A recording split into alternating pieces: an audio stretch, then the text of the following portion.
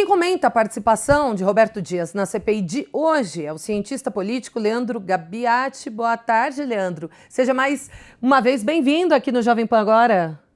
Boa tarde, Karina. Um prazer falar com vocês novamente. Imagina, prazer é todo nosso. Vamos lá, Leandro. Roberto Dias nega qualquer envolvimento em um possível esquema de propina na negociação da vacina. Leandro, é uma discussão que já se arrasta desde as 10 horas da manhã. Você acredita que os senadores conseguiram colher alguma informação deste depoimento até agora? É um depoimento difícil porque se trata de um tecnocrata, né? Ontem tivemos também o depoimento de uma funcionária do Ministério. Então, o nível que eles trazem à CPI é muito técnico, com uma linguagem muito técnica, com termos especializados. Isso aí acaba gerando até pouco apelo, né, entre o público, incluso porque as discussões acabam não chamando a atenção. O que se procurava aqui, logicamente, era algum tipo de declaração que envolvesse talvez o líder do governo, o deputado Ricardo Barros. Logicamente, o Roberto Dias, ele negou qualquer vínculo e é difícil comprovar materialmente essas indicações políticas que acontecem nos ministérios. Ele negou, não tem como comprovar o vínculo político entre o deputado Ricardo Barros, líder do governo, e o ex-funcionário.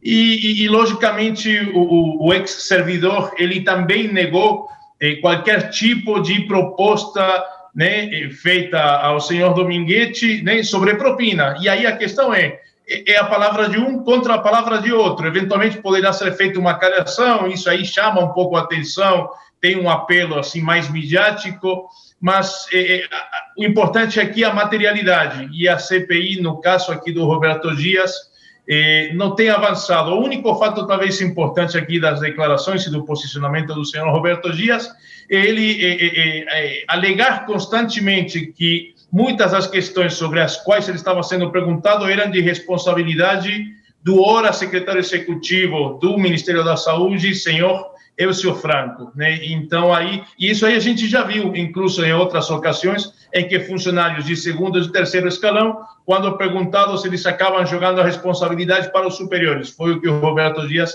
fez na presente ocasião. Leandro, e falando ainda sobre as provas, né? A comissão vai pedir para analisar as chamadas em voz para garantir que não existiu nenhuma irregularidade. Mas o próprio Dias disse que não significa que possa ser usado como prova, porque não é uma nota fiscal oficial. Ainda assim, qual seria o impacto dessa prova na investigação de acusação de propina? Aqui fica mais uma questão interpretativa, lógica. Aí o ponto importante é, tudo bem, não se efetivou a compra ou pagamento de vacinas, mas existia algum tipo de indício de que os problemas na aquisição da vacina estavam encaminhados de forma incorreta ou de forma ilegal. Esse aí é o ponto que certamente a CPI pretende explorar. Não houve compra de vacinas, não houve pagamentos, mas algum tipo de problema, ao que parece, né, houve nessa aquisição de vacinas. Aí a CPI, aí a questão, insisto, na materialidade, para encaminhar algum tipo de denúncia, a CPI precisa de materialidade. É nisso que a CPI está envolvida e empenhada nesse momento. Agora, na sexta-feira, teremos o depoimento sigiloso do ex-governador do Rio de Janeiro, Wilson Witzel. Leandro, o que esperar disso? É sigiloso, né? Será que vai vir à tona alguma informação bombástica? Sempre vaza alguma coisa, né? Lamentavelmente, apesar do sigilo, seja no âmbito do Poder Legislativo, Ministério Público, Poder Judiciário, sempre vaza alguma coisa, logicamente a partir de interesses políticos, né, de dar a público essas informações. Aqui o ponto da CPI, isso aqui acontece em toda a CPI praticamente, é que sempre acabam se abrindo novos caminhos na investigação, né? E neste caso aqui, o que supostamente o ex-governador Witzel está denunciando é o envolvimento do senador, suposto envolvimento do senador Flávio Bolsonaro na administração dos hospitais federais do Rio de Janeiro. Isso aí estaria vinculado de alguma forma à questão da CPI e como foi feita a gestão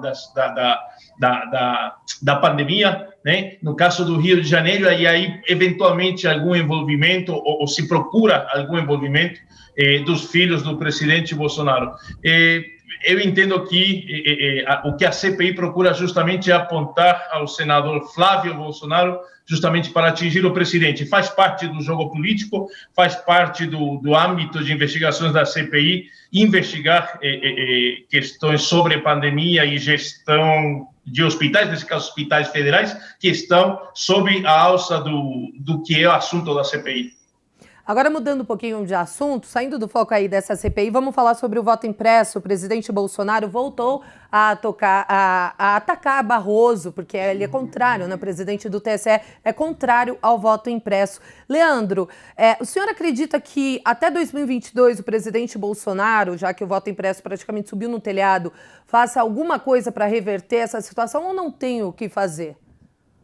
Vamos lá, toda mudança no sistema eleitoral, ela leva um tempo, não é simplesmente dizer ou querer e implementar essa mudança. Ou seja, estamos falando de 150 milhões de eleitores espalhados em um país continental como é o Brasil, e não só falando de voto impresso, de qualquer outra mecânica na forma de votar. Então, o primeiro ponto é a dificuldade técnica para implementar uma mudança há praticamente 1 ano e meio, pouco menos de 1 ano e meio para a eleição. O segundo ponto é político. Acho que o relevante aqui foi o posicionamento de vários presidentes de partidos, aliados incluso ao presidente Bolsonaro, que se posicionaram contra mudanças no sistema eleitoral, incluindo o comprovante de voto. Então, assim, a gente pode interpretar esse gesto como uma delimitação, uma marca, um limite que os aliados do presidente Bolsonaro estão impondo ao próprio presidente. Dizer, olha, somos aliados, estamos juntos governando, mas há limites democráticos ou limites institucionais que devem ser respeitados. E, logicamente, indiretamente, o que eles estão dizendo é que o sistema eleitoral é confiável, que a urna elétrica é confiável e que não há necessidade de mudanças. Muito bem, conversamos com o cientista político Leandro Gabiati. Leandro, mais uma vez, obrigada por participar do Jovem Pan. Agora, excelente tarde para você. Um prazer, Kalina. Abraço a todos.